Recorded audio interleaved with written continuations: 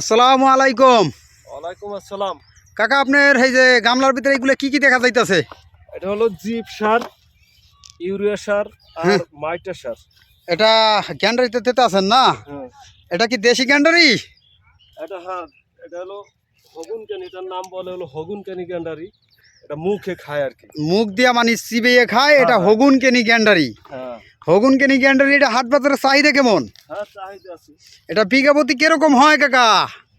এটা 1 বিঘা বইতে ভালো ফলাইতে পারলে 1.5 লাখ 2 লাখ টাকাও হয়। 1.5-2 লক্ষ টাকা এক বিঘাতে হয়। হ্যাঁ, এখন গ্যান্ডারিতে সার দিতে আছেন, এটা মানে লাগানোর পর কয়বার সার দিতে হয়? ঠিক নাই, 3 বার 4 বার, আর ওষুধ দেওয়া লাগে 4-5 বার।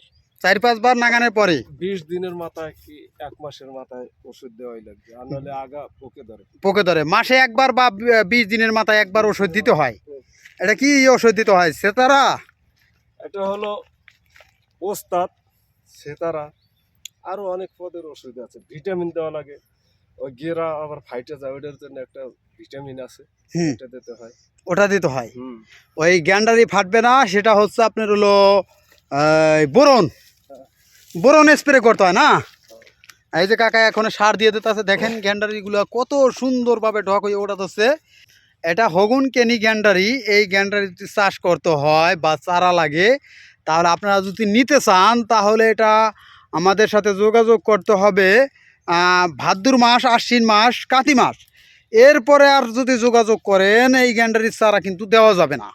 তাই দেখেন গ্যান্ডারিতে কাকা সুন্দরভাবে সার দিয়ে দিতে আছে। এই যে গাছের গ্যান্ডারিতে দিয়েছে, গ্যান্ডারি হইতে আছে। এই গ্যান্ডারিতে কাকার কাছে জানতে পারলাম বিঘা প্রতি 1.5 থেকে 2 লক্ষ টাকা ইনকাম করা যায়। আর গ্যান্ডারিগুলো দেখেন কত সুন্দরভাবে কাকার গ্যান্ডারিগুলো হয়েছে। আর এরপরে আর কি কাকায় হাটে বিক্রি করবে। এই গ্যান্ডারিটা দেশি গ্যান্ডারি, এটা হগুন কানাই গ্যান্ডারি। এটা প্রচণ্ড চাহিদা এই গ্যান্ডারিগুলো। তাই আপনারা যারা গ্যান্ডারি চাষ করতে চান বা চারা নিতে চান, তারা ভাদ্র মাস, আশ্বিন মাস, কাতি মাসের ভিতরে আমাদের কাছ থেকে নিতে পারবেন। এরপরে কিন্তু এই গ্যান্ডারির চারা নিতে পারবেন না। তো আজকের ভিডিও এ পর্যন্তই। ভালো থাকবেন, সুস্থ থাকবেন। আসসালামু আলাইকুম।